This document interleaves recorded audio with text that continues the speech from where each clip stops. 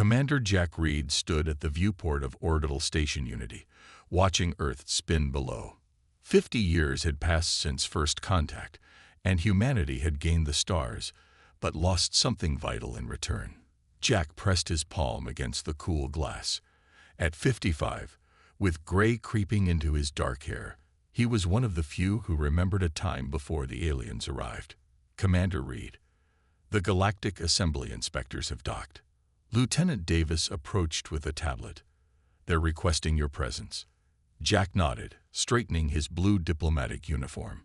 No weapons allowed, not even ceremonial ones. That was Rule 17 of the peace protocols. Tell them I'll be there in 5 minutes. When the assembly ships first appeared over Earth's major cities in 2073, humanity had feared war. Instead, they offered membership in a galactic community of over 30 species. The catch: Earth had to follow the rules, hundreds of them, all detailed in the peace protocols. Jack walked through the station's white corridors, nodding to crew members. Most were too young to question the protocols. They had grown up with alien technology, alien trade, and alien restrictions. The meeting room doors slid open. 3 aliens waited inside. The tallest was Ambassador Kelf, a 7-foot blue-skinned being with 4 arms. Beside him stood 2 wreck inspectors, short gray creatures with large eyes that missed nothing. Commander Reed, Kelf said, his translator making his rumbling voice sound almost human. We appreciate your punctuality. Jack forced a smile. The assembly schedule is our schedule, Ambassador. Indeed. Kelf gestured to the star map on the wall screen. We're here for the quarterly inspection of Earth's orbital platforms. Standard procedure. Standard procedure that had never changed in 50 years. Jack knew what they were looking for. Any sign that humans were building ships larger than allowed, or developing weapons beyond police-grade stunners. Of course. Jack activated his tablet. I've prepared all the documentation. The inspection took 3 hours.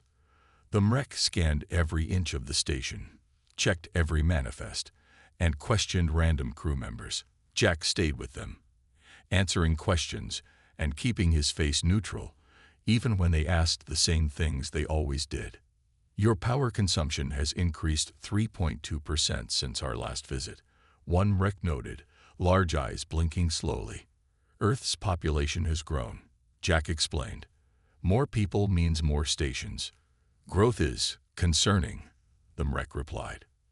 When they finally left, Jack returned to his office and locked the door. He pulled out a small device from his desk, a signal jammer not on any official inventory, a gift from a sympathetic alien trader who understood that sometimes privacy mattered.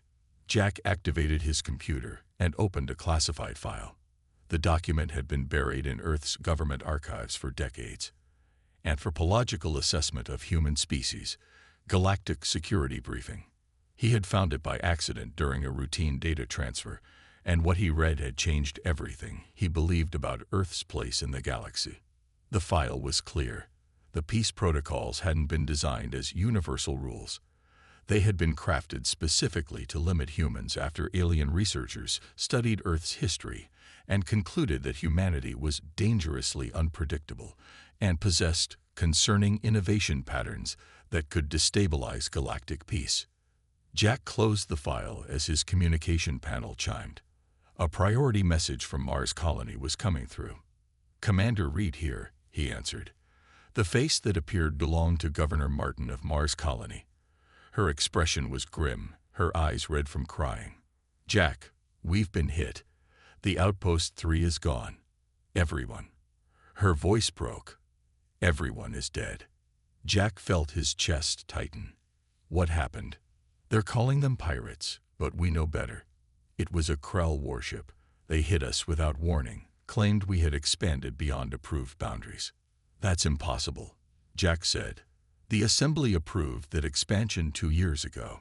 Tell that to the families of 87 dead colonists, Martin snapped. I filed a formal complaint with the Assembly. They're sending investigators in 2 weeks. After the call ended, Jack sat in silence. 2 weeks. By then, any evidence would be gone. It was the third attack on human outposts in 6 months, and each time, the assembly response was the same. Slow, bureaucratic, and ultimately useless. Jack brought up another file on his screen. The schematics for Earth's defensive ships. Small patrol vessels with minimal weapons, designed for police actions against human criminals. Nothing that could stand against a real warship. His private communicator buzzed. A message from an old friend. "Jack, I saw the news about Mars. We need to talk. Not on official channels. Meet me at the old place tomorrow. Emma." Dr. Emma Wilson had been Earth's top weapons designer before contact. After the peace protocols, she had been reassigned to safety equipment research. She had never forgiven the assembly for clipping her wings. The next day, Jack took a shuttle to Earth, claiming a routine inspection. Emma was waiting at their usual spot, a quiet corner of a park in what had once been Boston. At 60, Emma's face showed her years, but her eyes still burned with the same intensity Jack remembered from their military days. "They're not going to help us, are they?" she asked without preamble. Jack shook his head. "The assembly is sending investigators in 2 weeks." Emma laughed bitterly.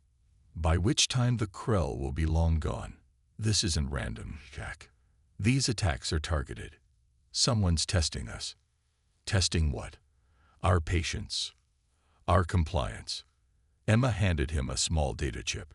"I've been monitoring assembly communications. Don't ask how. They're watching us, Jack, waiting to see if we break the rules and defend ourselves properly. If we do, they'll have their excuse to put us under direct control. And if we don't, then they'll keep pushing until they've taken everything." Emma's voice hardened. The peace protocols were never about peace. They're about control. Jack looked at the chip in his hand. "What are you suggesting?" Emma leaned closer.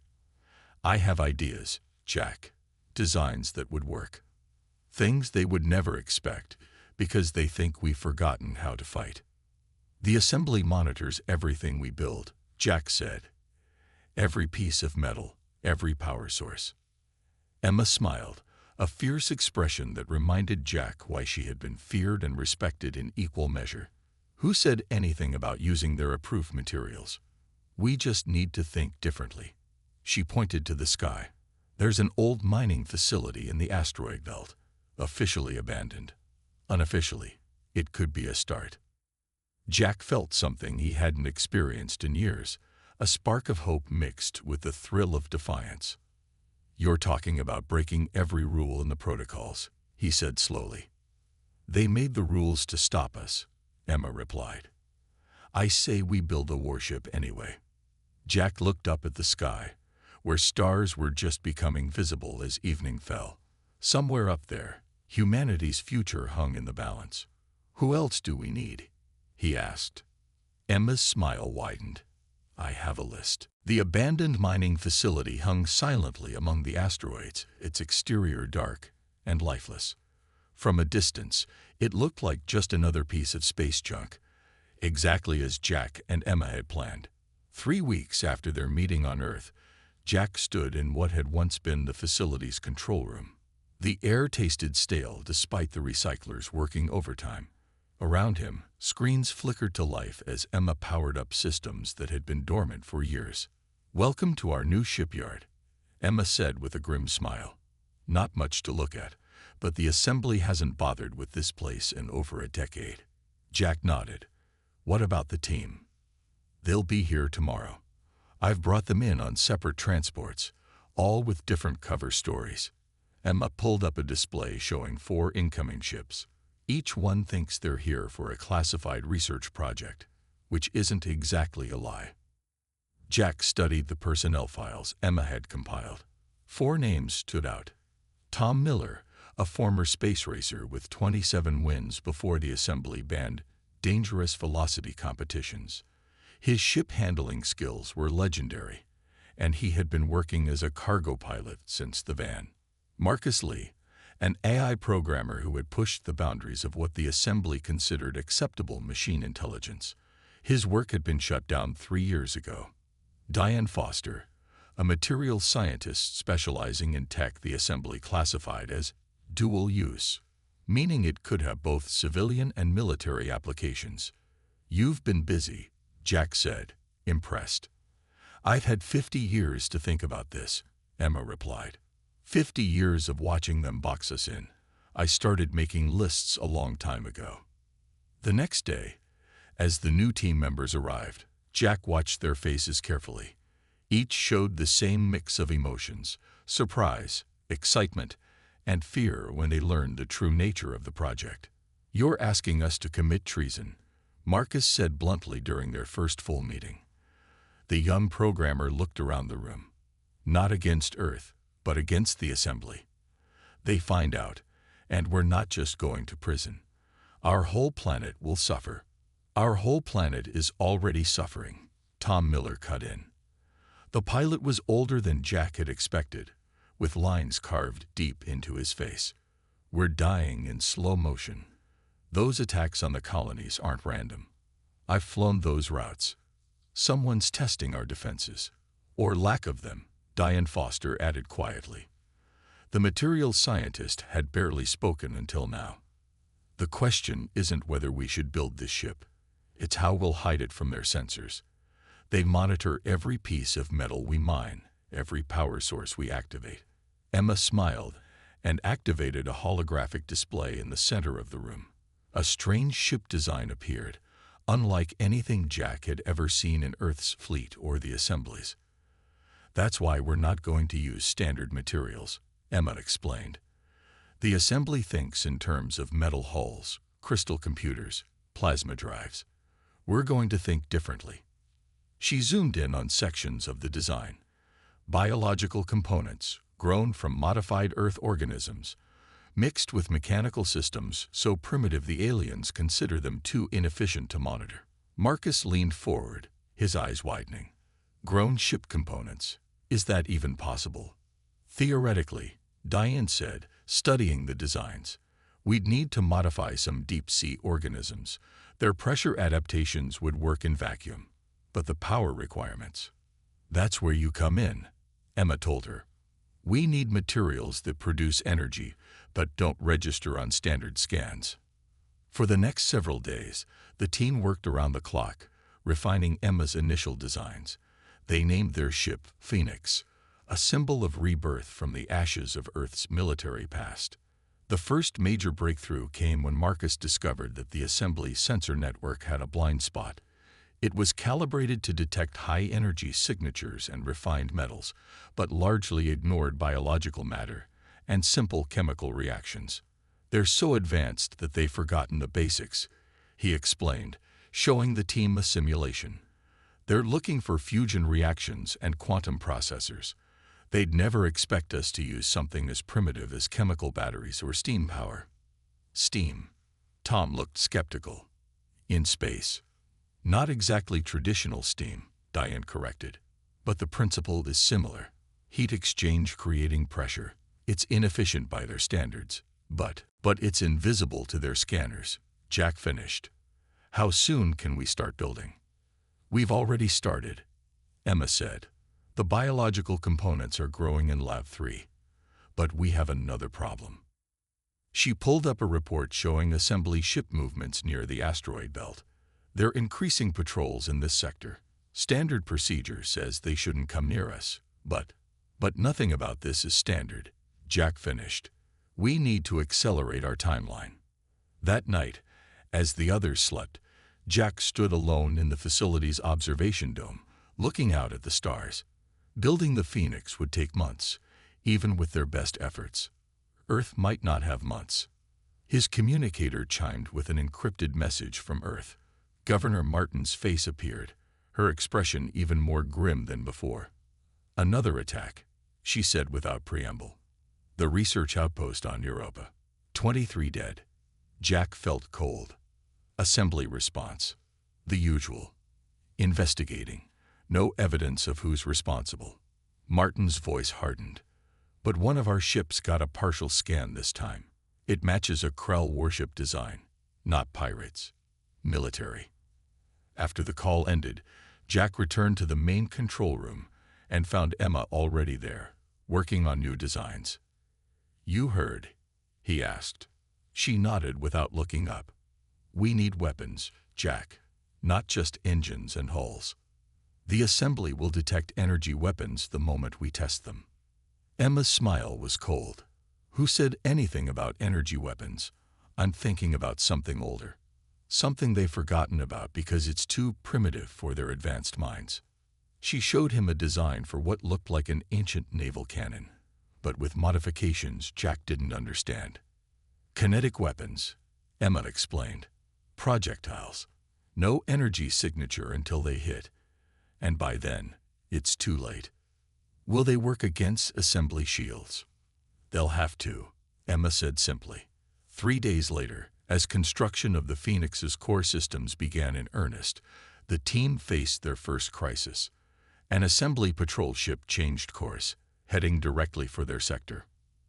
"Routine survey," they're saying, Marcus reported, monitoring their communications. "But the timing feels wrong." "How close will they come?" Jack asked. "Too close. Their sensors will detect our power usage unless we shut everything down." The team worked frantically to hide their project. Biological components were moved to shielded chambers. Power systems were shut down. For 26 hours, they drifted in darkness and silence as the assembly ship passed by, scanning the asteroid field. When it finally moved on, Jack called the team together. "They're suspicious," he told them. "We need to be more careful, but we also need to work faster." Tom looked at the partial hull of the Phoenix, barely visible in the dim emergency lighting. "She'll never be ready in time." "She has to be," Jack replied. "Because next time, they might not just be doing a flyby. Next time, they might come to shut us down for good."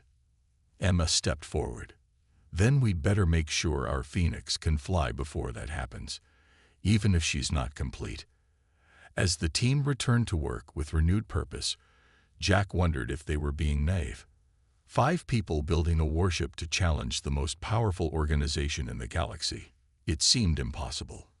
But as he watched Emma calibrating a weapon system that shouldn't exist according to assembly rules, Jack remembered something his grandfather had told him long ago. The most dangerous person isn't the strongest. It's the one who refuses to play by the rules everyone else accepts. The Phoenix was taking shape. Whether it would fly or fight remained to be seen. 2 months into the project, the Phoenix was taking shape. The main chamber of the abandoned mining facility had been transformed into an improvised shipyard. What had once been empty space now held the growing skeleton of a vessel unlike any humans had built before.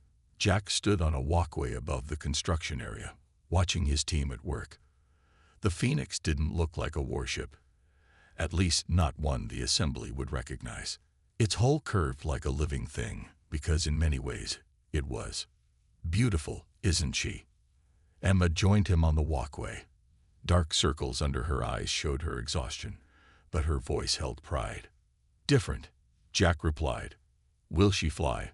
"She'll do more than fly." Emma handed him a tablet showing the latest test results. The biological hull is growing faster than expected.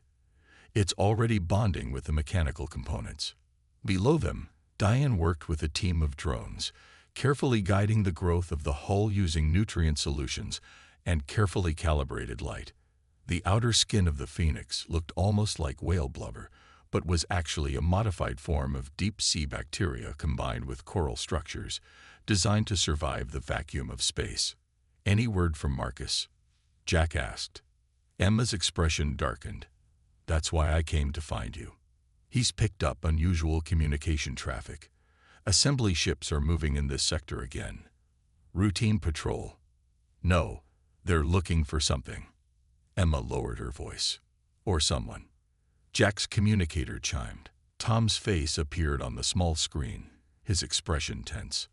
"We have a problem with the drive test," the pilot said without preamble. "Can you come to Section 7? In the depths of the facility, Section 7 had been converted into an engine testing area.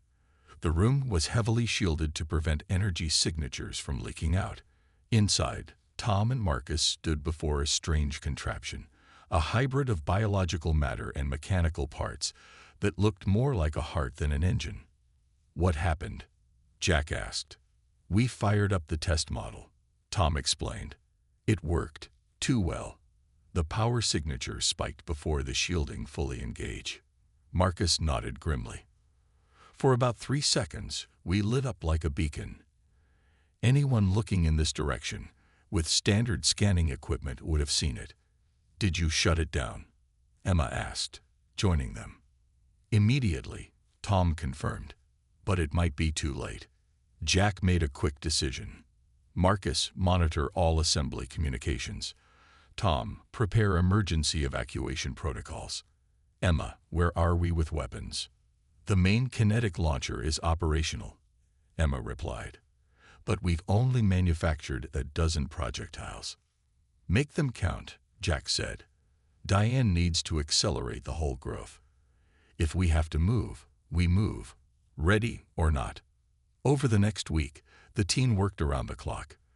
The Phoenix grew rapidly, its biological components responding to Diane's treatments. By the 8th day, the outer hull was complete. A strange, mottled surface that shifted colors slightly as they watched, adapting to the background radiation of space. "Remarkable," Diane said, studying the sample under a microscope. "It's already developing protection against radiation I didn't program it for. It's evolving." "Is that safe?" Jack asked. "As safe as anything we're doing here," Diane replied with a small smile. The weapons systems came next. Emma's design was ingenious, a launcher that used chemical reactions to propel specially designed projectiles. No energy signature until impact, as she had promised. The ship's interior systems followed, a strange mix of biological neural pathways and old-style mechanical controls. "No standard computer systems," Marcus explained as he worked. "Nothing the assembly can hack or track. We're using biological processing combined with mechanical backup, old tech and new tech together in ways they would never think to look for." On the 18th day, disaster nearly struck. One of the biological components in the hull farm mutated unexpectedly, causing a small explosion that damaged part of the facility's outer wall. The team managed to seal the breach, but not before their power signature fluctuated again. "They definitely saw that," Marcus confirmed, monitoring assembly communications. "2 patrol ships have changed course. They'll be here in 3 days." Jack called an emergency meeting. "Options. We run," Tom suggested. "Abandon the facility, find somewhere else, and leave the Phoenix." Emma shook her head. "Not possible. She's rooted here now. The biological components can't be moved without killing them." "Then we hide her," Diane said. "Make the facility look abandoned again. Power down everything but life support." "They'll still scan us," Marcus pointed out. "Standard procedure after an energy anomaly." Emma was quiet for a moment, then looked up with a gleam in her eyes. "What if we give them something else to look at? A distraction." Her plan was daring. They would launch one of their supply ships with a modified power core, one designed to leak energy in a specific pattern. It would head away from the facility, drawing assembly attention while the Phoenix remained hidden. It almost worked. The supply ship launched on schedule, its power signature fluctuating wildly as programmed. The first assembly patrol ship changed course to follow it, just as Emma had predicted. But the second patrol split off, continuing toward the facility. "They're not buying it completely," Marcus reported. "Second patrol will be here in 18 hours. Jack made the call. "We launched the Phoenix. Now." "She's not ready," Emma protested. "The drive system is only at 60% capacity. Half the weapons aren't installed. The life support is functional." Jack finished for her. "Can she fly? Can she fight if she has to?" Emma hesitated, then nodded slowly. "Yes to both, but not for long, and not well." "Then we go." Jack turned to the team. "Prep for launch in 12 hours. Take only what's essential." The next 12 hours were a blur of activity. The Phoenix was detached from its growth supports. Critical systems were transferred aboard. Supplies were loaded. Through it all, Jack felt a growing sense of finality. There would be no going back after this. 6 hours before the assembly patrol was due to arrive, the team gathered in what would be the Phoenix's control room. The space felt alive, walls pulsing gently with the biological components that helped power the ship. "She's ready," Emma said. "As ready as she can be." Tom took his place at the pilot's station, a strange organic chair that seemed to mold itself to his body as he sat. "Controls are responding. Main drive is online." Diane monitored the hull status from her station. "Outer skin is sealed and pressurized. She'll hold together." Marcus watched his communications display. "Assembly patrol is still on course. We have 5 hours and 43 minutes. Jack looked around at his team. 4 people who had risked everything for this moment, for a future where humanity could defend itself. He settled into the commander's chair, feeling the strange organic material adjust to his form. "Begin launch sequence," he ordered. "Let's see if our Phoenix can fly." The ship's drive system engaged with a sound unlike any conventional engine, a deep pulse that felt more like a heartbeat than machinery. The facility's outer doors, long unused, groaned as they slid open to reveal the star-filled blackness of space. The Phoenix moved forward, tentatively at first, then with growing confidence as Tom adjusted to the unusual controls. As they cleared the facility, Jack looked back at what had been their home for months. It already looked abandoned again, just another piece of space debris floating among the asteroids. "Set course for the outer belt," Jack ordered. "Keep our signature as low as possible." "And if they spot us?" Tom asked. Jack exchanged a look with Emma. "Then we find out if all our work was worth it." As the Phoenix accelerated away from the facility, Jack felt something he hadn't experienced in 50 years, a fierce pride in human achievement, unbound by alien restrictions. Whatever happened next, they had already won a victory just by building the ship. The Phoenix had risen. Now they would see if it could fly and fight. For 3 days, the Phoenix drifted through the asteroid belt. The ship moved with surprising grace for something so hastily completed, slipping between floating rocks with ease. Tom's piloting skills proved invaluable as he learned to work with the unusual hybrid controls. "She responds differently than anything I've ever flown," Tom said, his hands moving lightly over the organic control panels. "It's like she anticipates what I want to do." "That's by design," Marcus explained from his station. "The biological neural pathways learn from your inputs. The more you fly her, the better she responds." Jack stood behind them, watching the main view screen. The asteroid belt provided good cover, but they couldn't hide here forever. Sooner or later, they would need to make a move. "Any word from Earth?" he asked. Marcus shook his head. "I've been monitoring all channels. Nothing official about us yet. But there's increased assembly activity throughout the system. They know something's happening." In the ship's engine room, Emma and Diane worked to improve the Phoenix's systems. The biological components continued to adapt and grow, sometimes in unexpected ways. The ship was evolving around them. "The hull is developing new protection layers," Diane reported during the evening briefing. "It's responding to the radiation and micrometeorite impacts by growing thicker in vulnerable areas." "What about weapons?" Jack asked. "The main launcher is operational," Emma replied. "We have 18 projectiles manufactured now. The secondary systems need more work." On the 4th day, everything changed. Marcus burst into the small room Jack had claimed as his quarters, his face pale. "Assembly-wide alert," he said without preamble. "They're calling us pirates. There's a bounty for information leading to our capture." Jack followed him to the bridge, where the others had already gathered. On the main screen, an official assembly broadcast showed images of the Phoenix taken from long-range scanners. The images were blurry but recognizable. "This unregistered vessel is believed to be operated by human extremists," the announcement stated. All assembly members are warned that this ship is dangerous and potentially armed in violation of peace protocol regulations.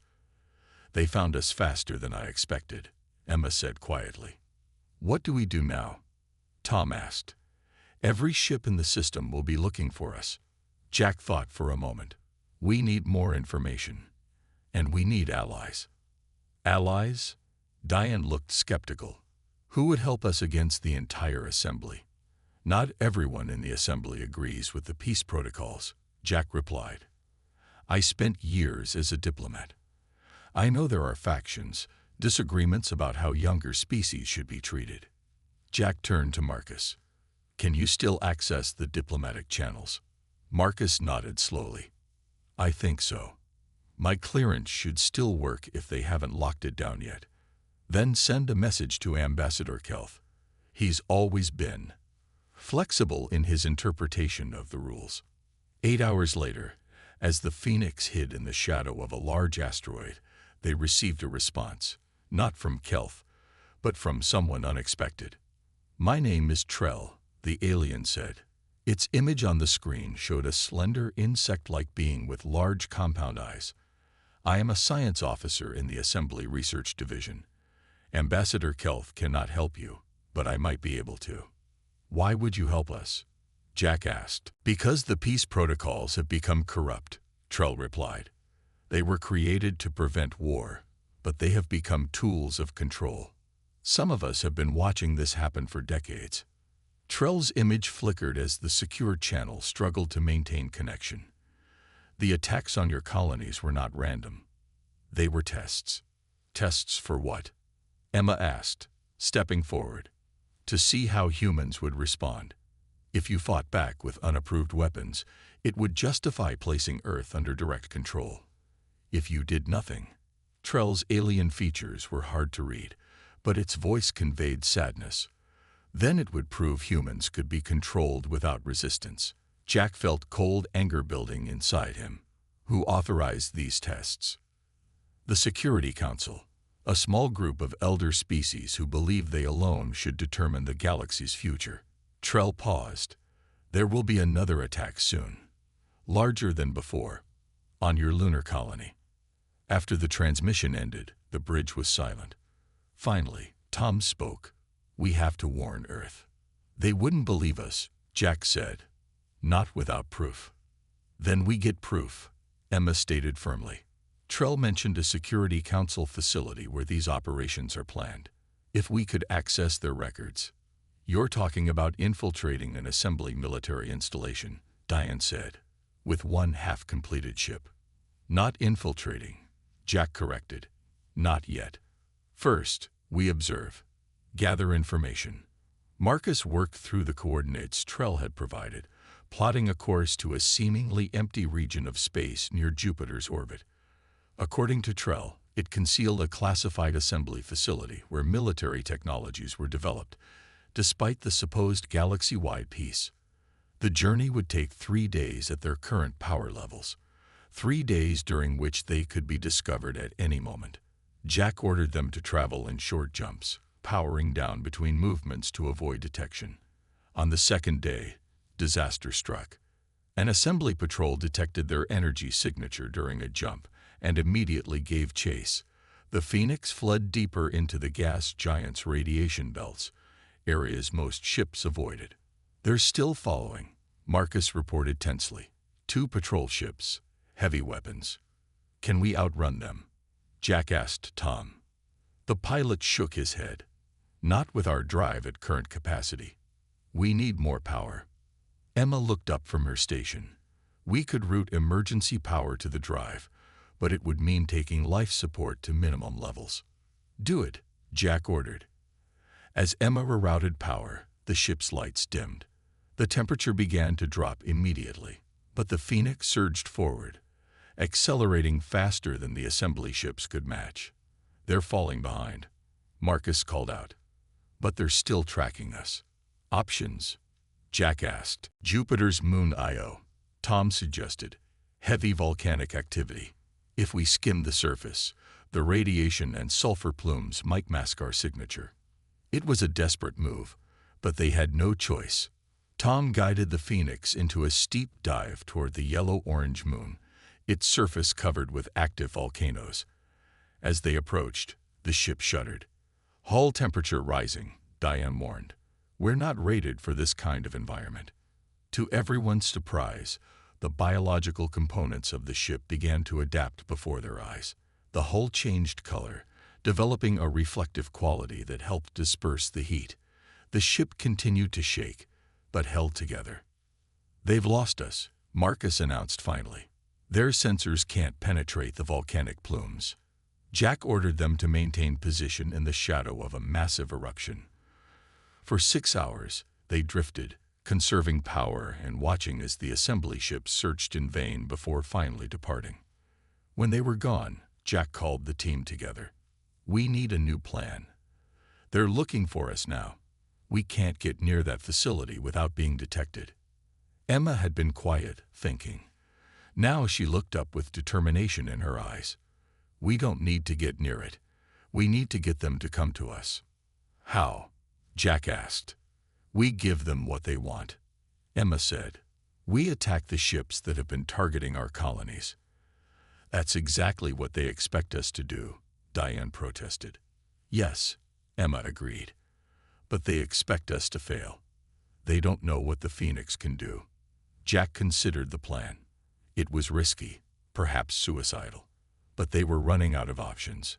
"Set course for the Jupiter Patrol Zone," he ordered Tom. "Let's show the assembly what happens when you back humans into a corner."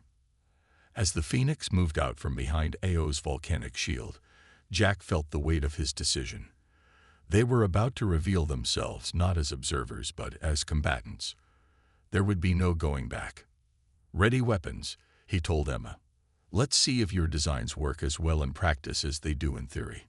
The Phoenix accelerated, its strange hybrid heart pulsing with increasing power. The hunt had begun. The Phoenix moved through space with purpose, its unusual design making it appear almost alive against the starry background. On the bridge, Jack stood watching as the main screen showed their target. A Krell warship patrolling near the outer edges of Jupiter's moons. "That's one of the ships that attacked the Mars colony," Marcus confirmed, studying the sensor readings. "Same energy signature." "Weapons status?" Jack asked. "Main launcher ready," Emma replied from her station. "All projectiles loaded and targeting systems online." "What's our plan exactly?" Diane asked, her voice tense. "We can't defeat the entire assembly fleet." "We don't need to," Jack said. "We just need proof that the assembly is violating its own peace protocols. If we can capture the Krell ship's data core, we'll have records of who ordered the attacks on our colonies." Tom's hands moved over the controls, guiding the Phoenix on an intercept course. They'd spotted us. They're changing direction to engage. The Krell ship was larger than the Phoenix, its sleek design reflecting the advanced technology the assembly claimed was regulated by the peace protocols. As it approached, energy readings spiked. "They're charging weapons," Marcus warned. "Hold course," Jack ordered. "Let them fire first." The Krell ship didn't hesitate. A brilliant beam of energy lanced out, striking the Phoenix directly. The ship shuddered, but the biological hull absorbed the impact, spreading the energy across its surface before dispersing it. "Hull integrity at 92%, Diane reported with surprise. "It's working better than we expected. The biological components are adapting to the attack." "Our turn," Jack said. "Emma, target their propulsion systems. Disable, don't destroy." Emma activated the launcher. Unlike energy weapons, there was no visible beam or blast, just a small shudder as the kinetic projectile shot from the Phoenix at incredible speed. A moment later, the Krell ship jerked violently as the projectile struck its engine section. "Direct hit," Emma announced. "Their main drive is offline." The Krell ship, now drifting, fired again. This time the Phoenix was ready, maneuvering to minimize the impact. The biological hull glowed briefly where the energy hit, but held firm. "They're sending a distress call," Marcus reported. "Assembly reinforcements will be here in minutes." "Prepare boarding drones," Jack ordered. We need that data core. The Phoenix deployed small, automated drones that attached to the Krell ship's hull. Using cutting tools, they created an entry point and retrieved the ship's central data core, a crystal matrix containing all mission parameters and communications. Got it, Marcus said as the drones returned. Downloading now. The data confirmed everything Trell had told them. The attacks on human colonies had been authorized by the Assembly's Security Council as compliance tests. More disturbing, the data revealed plans for a massive strike against Earth's lunar colony, scheduled to begin in less than 10 hours. We have to warn Earth, Jack said. Marcus, can you get a message through? Before Marcus could answer, the ship's sensors detected multiple incoming vessels. Assembly response fleet, Tom reported. 5 ships, heavy weapons. They'll be in range in 2 minutes. Jack made a quick decision. Set course for Earth, maximum speed. We need to get there before they do. The Phoenix's hybrid drive engaged, pushing the ship faster than any of them had expected. As they raced toward Earth, Emma and Diane worked to prepare a broadcast of the evidence they'd discovered. No one will believe us without proof, Emma said. We need to show everyone in the Assembly what their leaders have been doing. 6 hours later, the Phoenix approached Earth's orbital space. Already, they could see unusual activity around the moon. Assembly ships moving into attack positions. They're early, Jack said grimly. The attack has already started. Earth's defense forces, limited by the peace protocols to small patrol vessels, were scrambling to respond. But they were hopelessly outmatched by the Assembly warships. Open a channel to all frequencies, Jack ordered. Human and Assembly. Marcus looked up in surprise. All frequencies. That's against every rule in the book, Jack finished for him. That's the point. Do it. As the Phoenix entered lunar orbit, Marcus activated the ship's communication array, modified by Emma to broadcast on all frequencies simultaneously. The ship's unusual design suddenly made sense. It wasn't just a warship but a massive communication platform. This is Commander Jack Reed of Earth, Jack began, his voice transmitted to every ship, station, and comm system in range. The Assembly Security Council has been conducting illegal military operations against human colonies. We have proof. The data from the Krell ship began streaming across all channels, mission orders, attack plans, casualty projections. Everything the Assembly had tried to hide was now visible to everyone. The peace protocols were never meant to create peace, Jack continued. They were designed to control species the Assembly leaders considered threats. We built this ship to expose the truth. On the main screen, they could see the Assembly attack on the lunar colony faltering as ships received the broadcast. Confusion spread through their ranks as ship captains from different species realized they had been lied to by their own leaders. They're responding, Marcus reported. Multiple ships are demanding answers from the Security Council. The lead Assembly warship, however, was not confused. It changed course, heading directly for the Phoenix. They're targeting us, Tom warned. Weapons charged. Evasive maneuvers, Jack ordered. Emma, prepare to defend if necessary. But don't fire first. The Assembly flagship fired a massive energy blast. The Phoenix twisted away, but not fast enough. The shot grazed their hull, causing the ship to shake violently. Hull temperature critical, Diane reported. The biological components are struggling to adapt. Emma didn't wait for orders. She activated the main launcher, firing 3 projectiles in rapid succession.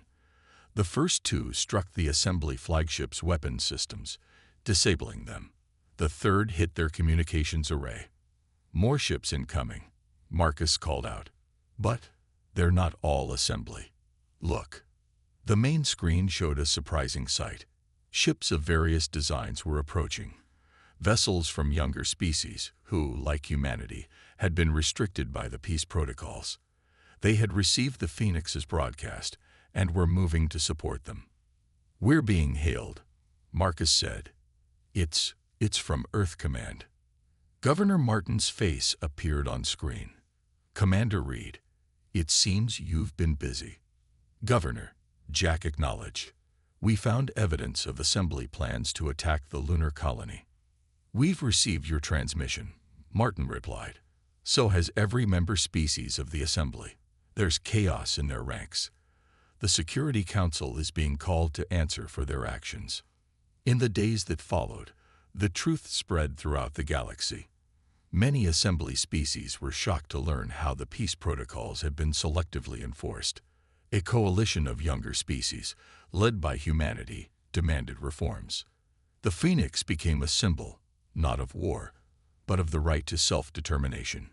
Its unusual design, neither fully mechanical nor biological, represented a new path forward that the Assembly's rigid thinking had never considered. 1 month later, Jack stood in Earth's new embassy to the reformed Galactic Assembly. The peace protocols had been rewritten, allowing all species the right to defend themselves while still maintaining overall peace. Emma joined him by the window, looking out at the stars. Was it worth it? She asked. Jack thought of the Phoenix, now being studied by scientists from a dozen worlds. Its hybrid technology was already inspiring new approaches to ship design, medicine, and communication. We broke their rules, he said, and built something better in their place. Outside, the stars seemed brighter somehow. Humanity's future among them was no longer limited by someone else's rules. It was a future they would build themselves, in their own way. And that, Jack thought, was worth everything. The great hall of the Galactic Council buzzed with angry voices. Representatives from over 200 species filled the circular chamber, their attention focused on the holographic display floating in the center. The image showed a sleek, dark vessel with unusual angles that seemed to hurt the eyes if one looked too long. This human warship breaks at least 17 fundamental laws of physics, shouted Delegate Mox, their blue tentacles waving in agitation. We cannot allow such a thing to exist. At the edge of the hall, Captain James Miller of the United Earthship Paradox stood calmly, his weathered face showing no emotion. Beside him, Dr. Emma Reed fidgeted with the control pad in her hands, occasionally making adjustments to the hologram. Delegates of the Council, Miller said when the shouting died down. The UES paradox does not break any laws of physics. It simply bends them when needed. This statement caused another wave of outrage. The Council President, a tall being with silver skin named Trell, raised all 4 of his arms for quiet. Captain Miller, Trell said when silence returned, your species has been part of our galactic community for only 50 years. You must understand our concern. Every advanced civilization here built their technology on the same understanding of physical laws. What you claim to have done is impossible. Miller nodded politely. With respect, President Trell, humans have a different view of the word impossible. To us, it often just means not tried hard enough yet. Dr. Reed stepped forward. Unlike her captain, she looked nervous, her eyes darting around the room. But her voice was steady when she spoke. The paradox uses what we call reality distortion field technology, she explained. It creates a bubble around our ship where certain physical constants can be adjusted. Adjusted, a reptilian delegate hissed. Physics is not a setting to be changed. Reed pressed a button on her pad, and a hologram changed to show the inner workings of the ship. We discovered that the universe is more flexible than previously thought. What you call laws are more like strong suggestions. The council chamber erupted again. President Trell looked genuinely disturbed. 6 hours later, Miller and Reed returned to the Paradox, which sat in the council's special docking bay. The ship looked even stranger in person. Its hull seemed to shift slightly when not observed directly. That went exactly as expected, Miller said, rubbing his tired eyes. Reed sighed. They're afraid. I understand why. As they walked up the boarding ramp, the rest of the Paradox's senior crew waited for them. Lieutenant Tom Walker, the tactical officer, stepped forward first. How bad is it, Captain? He asked. Bad enough, Miller replied. They're voting tomorrow on whether to force us to dismantle the ship. Chief Engineer Marcus Bell snorted. They can try. I'd like to see them even understand how to take her apart. The ship's doctor, Ava Jones, shook her head. We knew this would happen. The Council has operated the same way for thousands of years. They don't like surprises. The group made their way to the bridge, a circular room with stations arranged around a central command chair. The walls displayed a view of space outside, as if they weren't there at all. Miller settled into his chair. The problem isn't that they don't understand our technology. The problem is they're afraid of what it means. Walker nodded. Their whole civilization is built on the idea that certain things are constant. We just proved they're not. Reed connected her pad to the main system. The paradox can ignore inertia when needed. It can adjust its mass. It can even bend light around itself in ways that shouldn't be possible. But we're still learning what it can do. And what it should do, Jones added quietly. Miller was about to respond when a loud alert sounded. Walker moved quickly to his station. Captain, we're receiving a distress signal. High priority. Source? Miller asked. The Teller colony in the outer rim, Walker replied, his fingers moving over his controls. They're under attack. The Teller? Bell asked. They're one of the most peaceful species in the galaxy. Who would attack them? Walker's face grew grim. Signal describes the attackers as the darkness that consumes, whatever that means. Miller straightened in his chair. How far to Teller? About 7 light days at conventional drive, Reed answered. The captain's eyes narrowed. And with our drive? Reed hesitated. 2 hours, maybe less. But Captain, the Council expressly ordered us not to use the reality distortion field while in Council space. Miller stood up. Are there any Council ships near Teller that could help? Walker checked his readings. Nearest patrol is 3 days out at their top speed. Then we have no choice, Miller said. He pressed a button on his chair. All hands, prepare for departure. Engineering, ready the RD field. Bell grinned. Already warming up, Captain. Reed looked concerned. James, this could be seen as a direct violation of Council orders. They already want to take the ship apart. This will give them more reason. Miller's face hardened. I didn't join the fleet to follow rules while people die, Emma. Neither did you. She nodded slowly. No, I didn't. Good, Miller said. Walker, plot a course to Taylor. Bell, I want full power to the RD field. Dr. Jones, prepare medical for possible casualties. As the crew rushed to their stations, President Trell's voice came over the communication system. Captain Miller, our sensors detect your ship is powering up. You are ordered to remain docked until the Council reaches its decision. Miller pressed the response button. President Trell, we've received a distress call from Teller Colony. They're under attack and need immediate assistance. We are aware of the situation, Trell replied. A response fleet has been dispatched. Your fleet won't arrive for 3 days, Miller said. We can be there in 2 hours. There was a pause before Trell spoke again. By using your illegal technology? Absolutely not. You will remain docked. Miller looked around at his crew. They all nodded. I'm sorry, President, Miller said. But where I come from, we don't let people die when we can help. Paradox out. He cut the communication. Walker, get us out of here. Council security ships are moving to block our exit, Walker reported. Miller smiled. Dr. Reed, I believe this is where your adjustments come in handy. Reed returned the smile and moved to her station. Activating reality distortion field. Adjusting our mass to near zero. The ship hummed with power.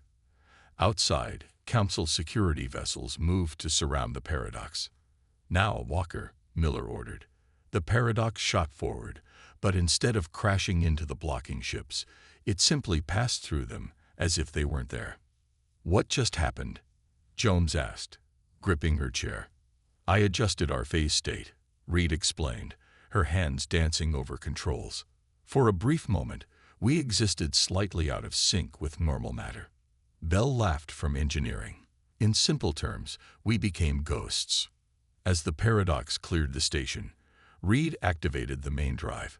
Space itself seemed to bend around the ship. Reality distortion field at full power, she reported.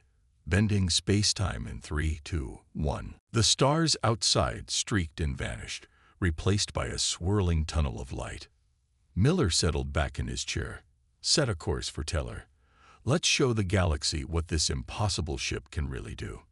Behind them, the Council's outrage faded into the distance as the human warship that defied every law raced to answer a call for help. The UES paradox dropped out of its reality-distorted travel with a flash of light. The ship returned to normal space above the planet Tiller, a blue-green world with 3 small moons. But the beautiful view was spoiled by the scene of destruction unfolding before them. "My God," whispered Dr. Reed as she stared at the main screen. A dark, shifting cloud surrounded one of the orbital stations. The cloud wasn't smoke or gas. It seemed to be made of millions of tiny particles that moved with purpose. As they watched, the cloud enveloped a section of the station, and when it moved away, that section was simply gone. "What is that thing?" Lieutenant Walker asked, his fingers already moving across his tactical controls. Captain Miller leaned forward in his command chair. "Full scan, all frequencies, and open a channel to any survivors." The bridge crew worked quickly. Dr. Jones looked up from her medical scanner with concern. "Captain, I'm reading thousands of life signs on the station, but they're fading fast." Walker's face hardened as he studied his readings. "The cloud seems to be consuming both matter and energy. It's not just destroying the station, it's absorbing it." "Incoming transmission," announced the communications officer. The main screen flickered, showing the face of a Teller. The Teller were known for their calm nature, but this one looked terrified, their large eyes wide with fear. "This is Administrator Kell of Teller Station 1, the alien said, voice shaking. "Unknown ship, please identify." "Administrator, I'm Captain James Miller of the UES Paradox. We received your distress call and came to help." Relief washed over the Teller's face. "Humans, the Council said help would take days to arrive. We have special technology," Miller said simply. "What is that cloud attacking you?" "We call it the Void Swarm," Kell explained. "It appeared 3 days ago at the edge of our system. It consumed 2 of our research vessels before we could even warn them. Then it came for the station." The transmission crackled with static. "Our weapons have no effect. 3 Council ships already tried to help. They were consumed too." Miller exchanged glances with his crew. "How many people on your station?" "Nearly 6,000, Kell replied. "We've evacuated some to the surface, but the swarm is blocking our main docking areas now. We're trapped." Miller nodded decisively. "We're going to help you. Stand by." When the transmission ended, Miller turned to his crew. "Options." Chief Engineer Bell spoke first. "If this thing eats energy, conventional weapons will just make it stronger. And mass readings suggest it's already consumed several thousand tons of matter," Walker added. "It's growing." Dr. Reed had been quiet, studying her data. Now she looked up with a spark of excitement in her eyes. "Captain, I think I know how we can fight this thing. The swarm seems to absorb matter and energy in a way that follows conventional physical laws. But our ship doesn't have to." Miller nodded. "Explain." "We can use the reality distortion field to change the rules," Reed said, moving to the main display. "If the swarm expects matter to behave one way, and we make it behave differently, we can confuse it," Miller finished, "or hurt it." "Exactly," Reed said. "I can modify our weapons to fire projectiles that change their properties mid-flight. The swarm won't be able to adapt." Bell grinned. "And I can rig the engines to emit energy at frequencies that shift randomly. It won't know what to absorb." "Do it," Miller ordered. "Walker, take us in closer, but maintain distance until weapons are ready." The Paradox moved toward the station, its unusual hull gleaming in the light of Teller's sun. On the station, the Teller watched with hope as the strange human ship approached. Inside the engine room, Bell and his team worked feverishly to modify the ship's systems. The reality distortion field generators hummed with power as Reed made her adjustments from the bridge. "Weapons ready, Captain," Walker reported after 15 tense minutes. "Modified torpedoes loaded. Reality distortion field configured for combat," Reed added. "But I should warn you, we've never used the field this way before. The strain on the ship could be significant." Miller nodded. "Noted. All hands. Battle stations." The crew secured themselves as the Paradox moved toward the void swarm. The dark cloud seemed to notice the ship approaching and separated from the station. A tendril of darkness reached toward them. "It's coming for us," Jones said quietly. "Fire first salvo," Miller ordered. Walker pressed the launch control. 3 torpedoes shot from the Paradox, heading straight for the approaching tendril. As they flew, the torpedoes began to change. Glowing, shifting, their very matter transforming from solid to energy and back again. The void swarm engulfed the first torpedo, but instead of being consumed, the torpedo's distorted matter caused a visible ripple through the cloud. The second and third torpedoes hit different sections with similar effects. "It's working," Walker shouted. "The swarm is recoiling." Miller allowed himself a small smile. "Keep firing. Reed, increase distortion field around the ship. Let's show this thing what happens when it picks on humans." The battle that followed was unlike anything the watching teller had ever seen. The Paradox moved in impossible ways, sometimes seeming to be in multiple places at once. Its weapons fired energy that changed form mid-flight. When the swarm tried to adapt, the Paradox simply changed its approach. On the bridge, warning lights flashed as the ship groaned under the strain. "Hull stress at dangerous levels," Bell reported from engineering. "The reality distortion field is pushing our structural integrity to the limit. Can we hold together long enough to drive this thing away from the station?" Miller asked. Bell hesitated. "Maybe, but I can't promise we'll have enough power left to get home." Miller nodded grimly. "One problem at a time. Walker, target the main body of the swarm. Full salvo." The Paradox unleashed everything it had. Weapons that shouldn't exist fired energy that changed its nature every microsecond. The void swarm, faced with something it couldn't consume or understand, began to retreat. "It's working," Reed exclaimed. "The swarm is pulling back from the station." Indeed, the dark cloud was withdrawing, moving away from both the station and the Paradox. Soon, it had retreated to the edge of the system. "Keep sensors on it," Miller ordered. "Make sure it's really leaving." As the immediate danger passed, the crew allowed themselves to breathe again. Miller opened a channel to the station. "Administrator Kell, the swarm has retreated. What's your status?" Kell's face appeared, showing both relief and amazement. "Captain Miller, you've saved thousands of lives today. 3 Council warships couldn't even slow that thing down, yet your single ship drove it away. How is this possible?" Miller exchanged glances with Reed. "Let's just say we have a different approach to problem solving." As the Paradox helped the teller station with repairs and medical assistance, news of the battle spread quickly through Galactic Council channels. The human ship that had defied Council orders had also defied a threat that conventional ships couldn't handle. And somewhere in the darkness between stars, an ancient species took note of the unusual ship and its even more unusual methods. The humans had rediscovered something that had been hidden for millennia.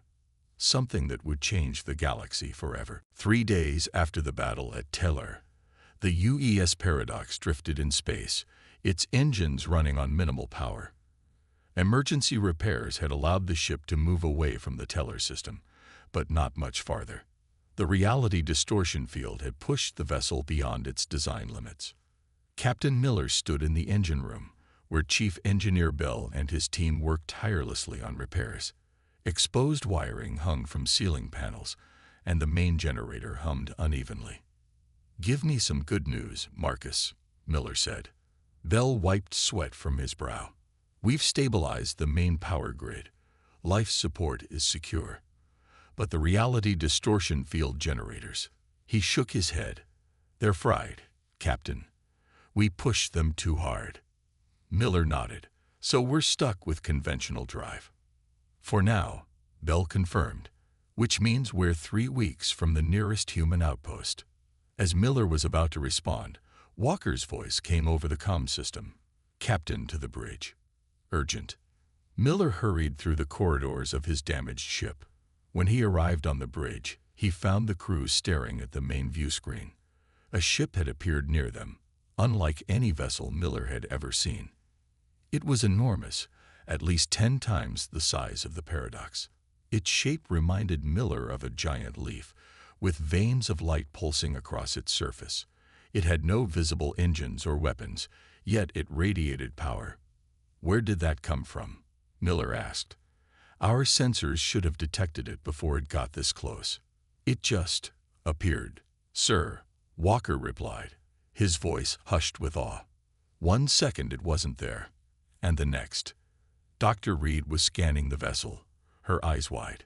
Captain, that ship is using technology far beyond anything in the Galactic Council database. Its whole composition doesn't match any known material. Are they hailing us? Miller asked. No, sir. No communications at all. Miller straightened his uniform. Open a channel. When the communications officer nodded, Miller spoke clearly. This is Captain James Miller of the United Earth Ship Paradox.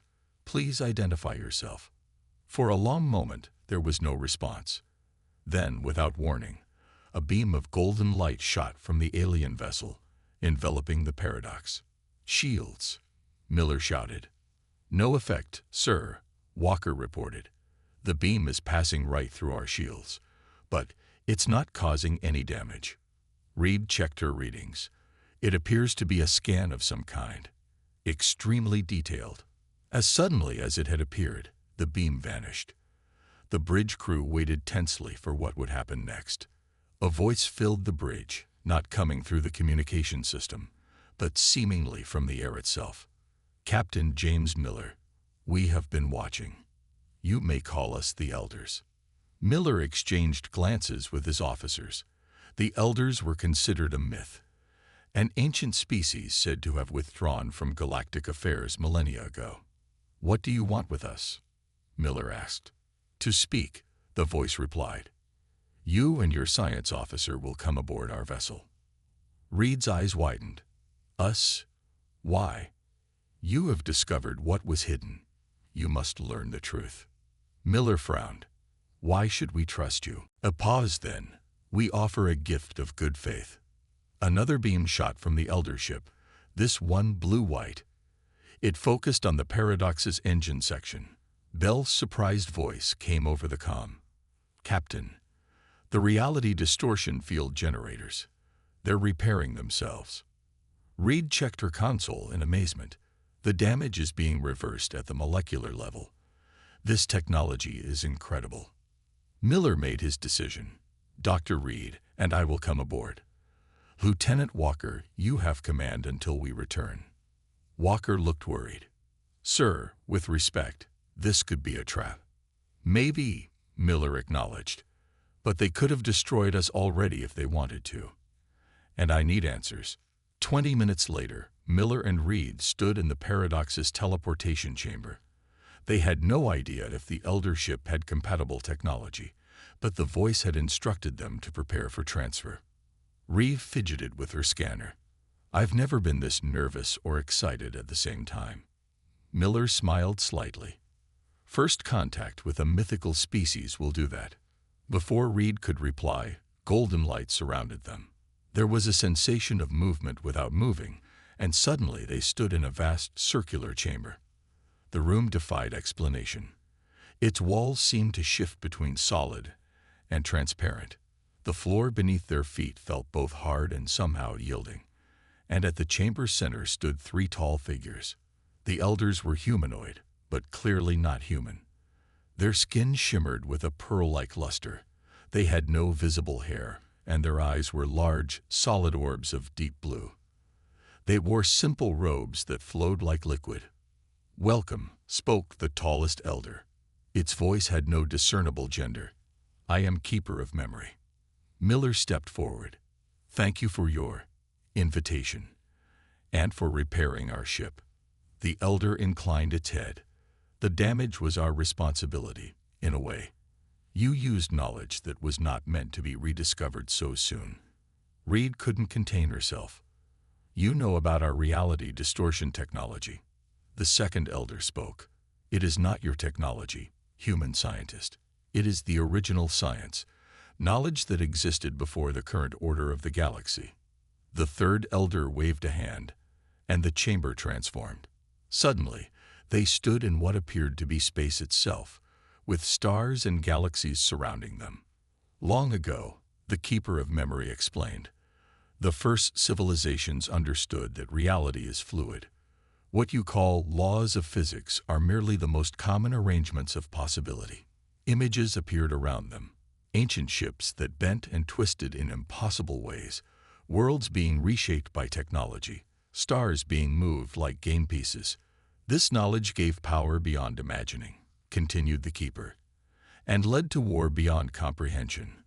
The beautiful images were replaced by scenes of destruction, planets shattering, entire star systems being consumed by strange energies." Miller watched in horror. "What happened?" "The universe nearly ended," said the second elder. "To prevent total destruction, we and the other surviving species agreed to impose order. We established fixed physical laws and locked away the knowledge of how to change them." Reed's scientific mind raced with implications.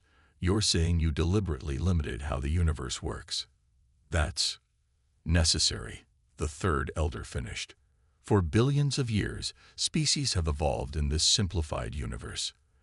They built civilizations based on consistent physical laws. The Galactic Council's entire foundation relies on this consistency." The keeper of memory turned to face them directly. "And then humans came along. Your species thinks differently. You question everything, even reality itself.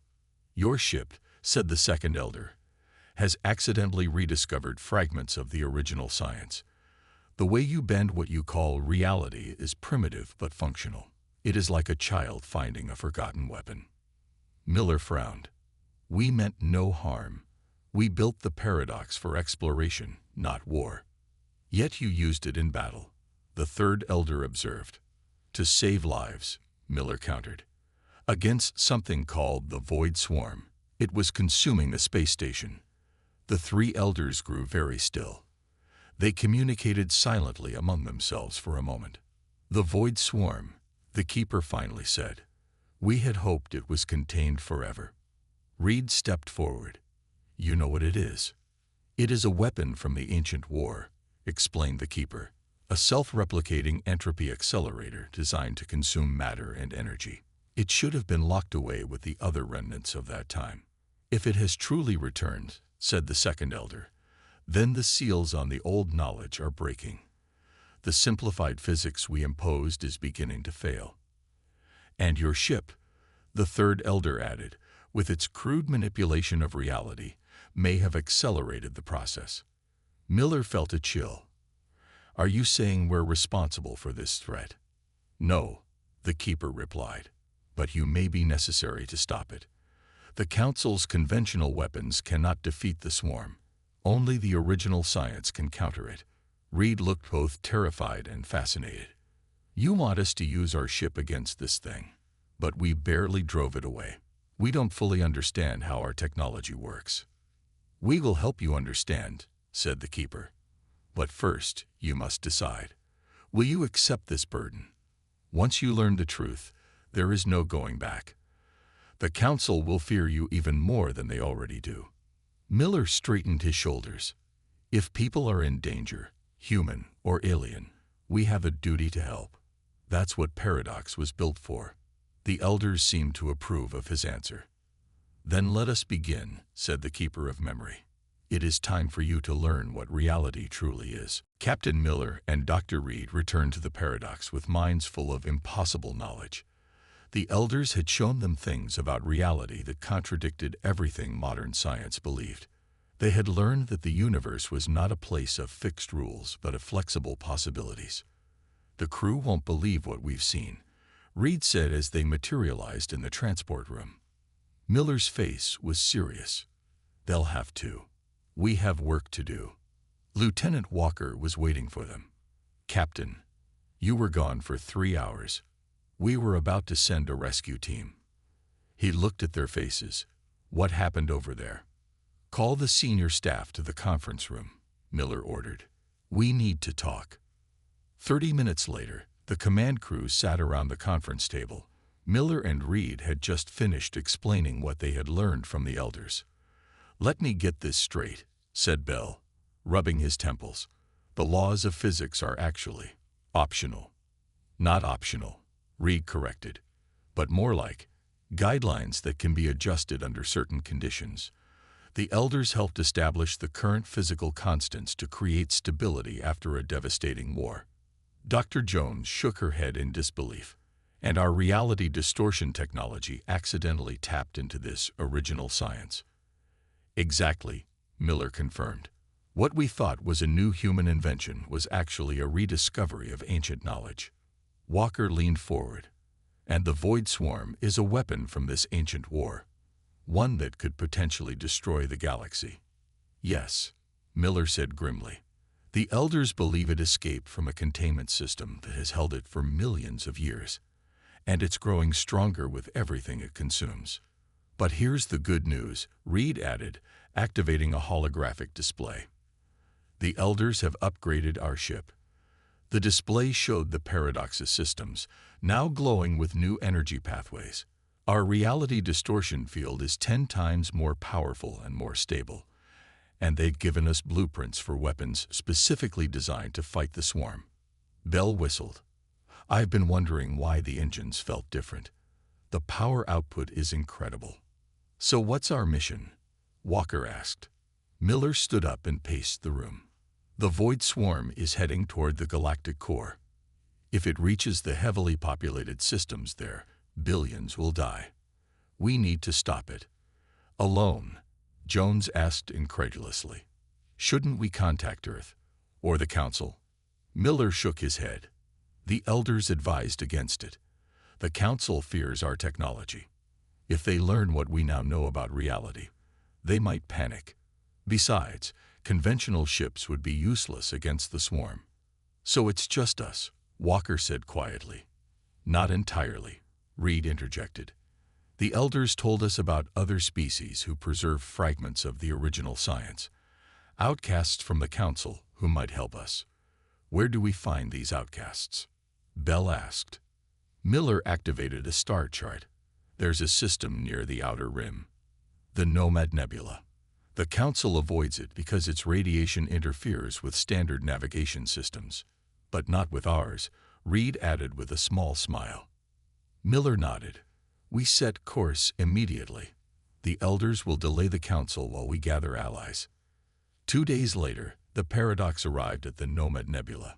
Swirling clouds of purple and green gas obscured normal visibility, but the ship's enhanced sensors cut through the interference. I'm detecting artificial structures, Walker reported from his station. Multiple ships, and what appears to be a space station hidden deep in the nebula. Any signs they've noticed us? Miller asked. Hard to tell. There's a lot of energy distortion in this region. Reed studied her readings. Captain, the patterns in this nebula aren't natural. The radiation has been deliberately modified to create a hiding place. Before Miller could respond, a voice came through the communication system. Unidentified vessel, you have entered protected space. Identify yourself or be destroyed.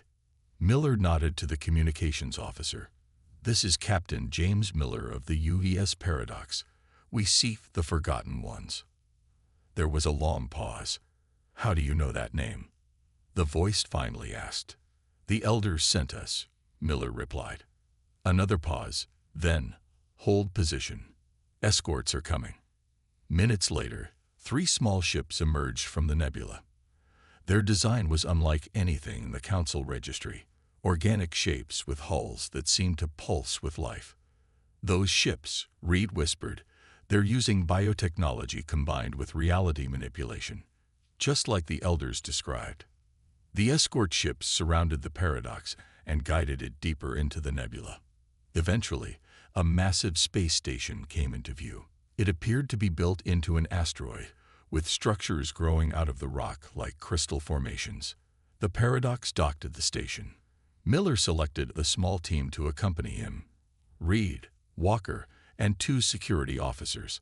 When they stepped onto the station, they found themselves in a vast chamber filled with beings from dozens of species. Some were recognizable, others completely alien. What they all had in common was that they were using technology that should not exist according to Council science. A tall figure approached them.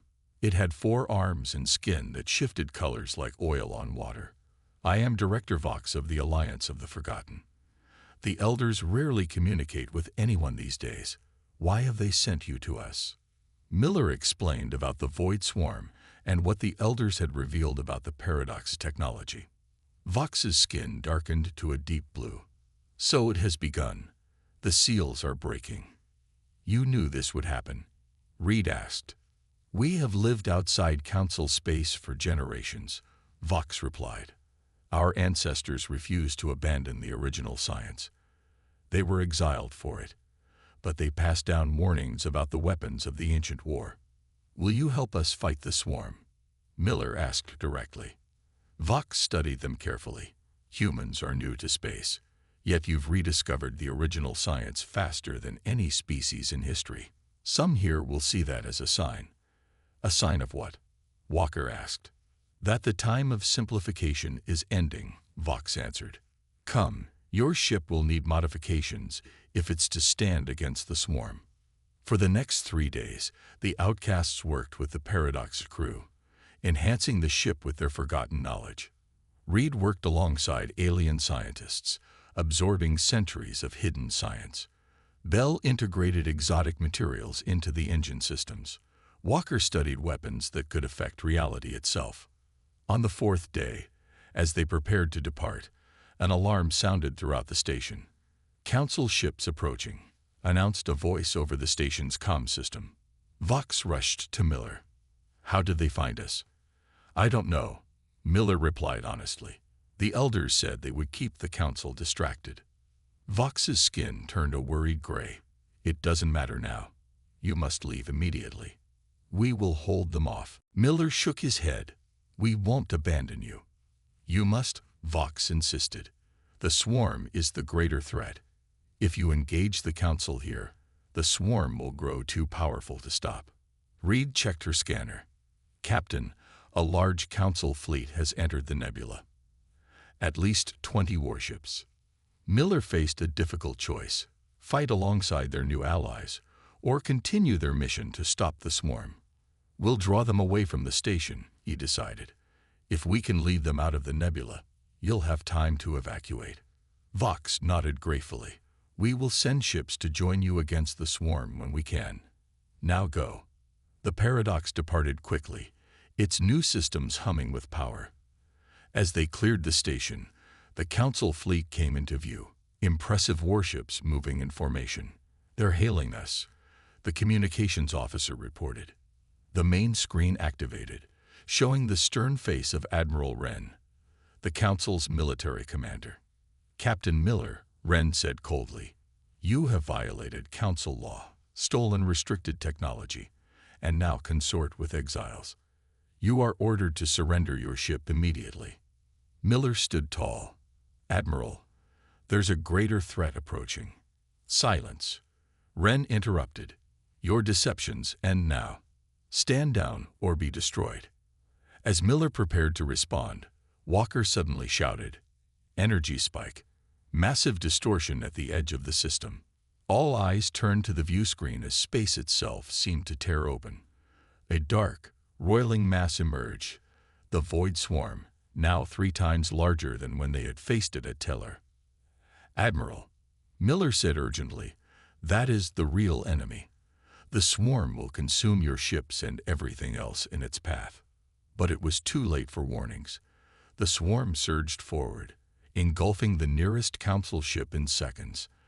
As the Council fleet turned to face this new threat, Miller knew the real battle was just beginning. Chaos erupted as the Void Swarm tore through the Council fleet. 3 warships vanished in moments, consumed by the dark mass that seemed to grow with each victory. The remaining Council vessels fired desperately, but their weapons passed harmlessly through the swarm, or were absorbed, making it stronger. On the bridge of the Paradox, Captain Miller watched grimly. "Admiral Wren," he said, reopening the communication channel, "your weapons won't work against the swarm. Let us help you." Admiral Wren's face appeared on screen, his earlier arrogance replaced by fear. "What is this abomination?" "A weapon from an ancient war," Miller explained quickly. "It consumes matter and energy. Conventional weapons just make it stronger." Another Council ship disappeared into the darkness. Wren's face hardened. "What do you propose, Captain?" "My ship has been modified to fight the swarm. Get your remaining vessels behind us. We'll create a path for retreat." Wren hesitated, clearly torn between pride and survival. Finally, he nodded. "Very well, but this changes nothing regarding your violations." Miller turned to his crew as the communication ended. "Battle stations. Dr. Reed, prepare the reality distortion field for combat configuration." Reed's hands flew over her console. "The new modifications from the Outcasts should let us create localized reality bubbles. We can trap portions of the swarm and change the physics inside those bubbles." "And the main weapon?" Miller asked. Walker responded, "Charged and ready. But we only have enough power for one shot." Miller nodded. "We'll save it for when we need it most." "Bell, how are the engines?" "The new configurations are holding," Bell reported from engineering. "But I've never seen power readings like this. We're bending a lot of rules here, Captain." "That's the idea," Miller said with grim determination. "Let's show this thing what happens when you threaten our galaxy." The Paradox moved forward, positioning itself between the retreating Council ships and the advancing swarm. The dark entity seemed to sense the different nature of the human vessel and focused its attention on this new threat. "It's coming for us," Walker reported. "Good," Miller replied. "Reed, activate the distortion bubbles." Reed pressed a sequence of controls. Bubbles deployed. Around the Paradox, 5 spheres of warped space appeared, each with different properties. As tendrils of the swarm entered these bubbles, strange things happened. In one bubble, the darkness solidified into crystal. In another, it dissolved into harmless light. In a third, it froze in place, unable to move. "It's working," Walker exclaimed. But their victory was short-lived. The main body of the swarm adjusted quickly, avoiding the bubbles and continuing its advance. "It's learning," Reed warned. "The bubbles won't work twice on the same section." Miller gripped the arms of his command chair. Bell pushed the engines to maximum. Walker, fire phase disruptors. The Paradox surged forward, weapons blazing. The phase disruptors, technology provided by the Outcasts, fired energy that existed in multiple states simultaneously. Where they struck, the swarm recoiled, unable to adapt to something that was and wasn't there at the same time. For several minutes, the battle raged. The Paradox danced around the swarm, striking and retreating, each attack forcing the entity to adjust. But the strain on the ship grew with every maneuver. "Hull integrity failing in sections 3 through 7, Bell reported. "The reality distortion field is putting enormous stress on our structure." A violent shudder ran through the ship as a tendril of darkness struck them directly. "Direct hit to the port engine," Walker shouted. "We're losing power." Miller looked at the tactical display. The Council ships had escaped to a safe distance, but the swarm was still massive and growing. Their attacks were only slowing it down, not defeating it. "We need a new approach," Miller said. "Reed, what would happen if we detonated our main drive core inside the reality distortion field?" Reed's eyes widened. The explosion would be contained within the field, creating a pocket of completely unstructured reality. It could reset the physical laws within that space too. Well, nothing. Could that destroy the swarm? In theory, yes. But we'd have to be inside the field when it happens. Miller nodded. Can we program the ship to maintain the field around the engine section only, then detach that section? Reed thought for a moment. Yes, but someone would need to stay behind to ensure the field remains stable until detonation. A heavy silence fell over the bridge. Miller stood. I'll do it. No, Reed said firmly. It needs to be me. I'm the only one who fully understands how the field works with the modifications. You need to command the rest of the ship to safety. Before Miller could argue, the ship rocked with another hit. We're out of time, Walker warned. The swarm is surrounding us.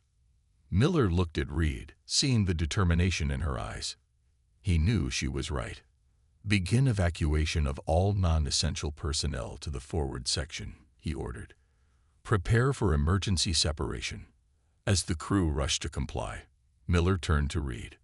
You're sure about this? She nodded. The elders showed us that reality is more flexible than we ever imagined. Maybe that applies to life and death too. She managed a small smile. Besides, someone needs to tell Earth about all this. Minutes later, the Paradox had been evacuated. Only Reed remained in the engine section, surrounded by the humming reality distortion generators.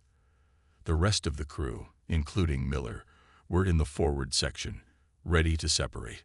All personnel secure, Walker reported. Separation mechanism charge. Miller opened a final communication to Reed. Emma. Her face appeared on screen. It's been an honor, James. Now get our people home. Miller nodded, emotion tightening his throat. Initiate separation. With a series of loud clangs, the Paradox split in two. The forward section, resembling a large shuttle, moved quickly away. The engine section, still containing the reality distortion field generators and the main drive, drifted toward the heart of the swarm. From the command console of the escape craft, Miller watched as Reed guided the engine section deeper into the darkness. She's reached the center, Walker said quietly. Reed's voice came through, broken by static. Field is stable. Drive core overload in 10 seconds. Good luck, Paradox. The next moments seemed to stretch into eternity. Then, suddenly, a blinding flash erupted where the engine section had been. But instead of expanding outward like a normal explosion, the light collapsed inward, creating a perfect sphere of nothing. The sphere expanded rapidly, engulfing the void swarm. Where the sphere passed, the darkness simply ceased to exist. Not destroyed, not transformed, just gone, as if it had never been there. Then, as quickly as it had appeared, the sphere collapsed back to a single point and vanished. What just happened? Walker asked, staring at the now empty space. Miller checked the sensors. The swarm is gone, completely. A console beeped. Captain, the communications officer said with surprise, we're receiving a transmission. It's Dr. Reed. Miller jumped to his feet. Put it through. The view screen flickered, showing Reed inside what appeared to be a small escape pod. She looked as surprised as they were. I don't understand, she said. The pod ejected automatically just before detonation. But the odds of surviving that. The elders, Miller realized. They must have added more modifications than they told us. Before they could celebrate further, multiple council ships approached, led by Admiral Wren's flagship. Captain Miller, Wren's voice came through. What did we just witness? Miller straightened his uniform. The defeat of the greatest threat this galaxy has faced in millions of years. Admiral. There was a long pause before Wren spoke again. The council will want explanations. About everything. They'll get them, Miller promised. But they need to understand that the universe is changing. The old rules, their rules, won't be enough anymore. As the rescue pod carrying Reed was recovered and the remains of the Paradox were surrounded by council ships, Miller knew that nothing would be the same again. Humans had not just bent the laws of physics, they had helped reshape the future of the galaxy. In the distance, unseen by human or council sensors, the elder ship watched. The experiment had succeeded better than they had hoped. Humans had not only mastered fragments of the original science, but had used it wisely. Perhaps it was finally time for the simplified universe to evolve once more. The human warship had defied every law, and in doing so, had begun to write new ones.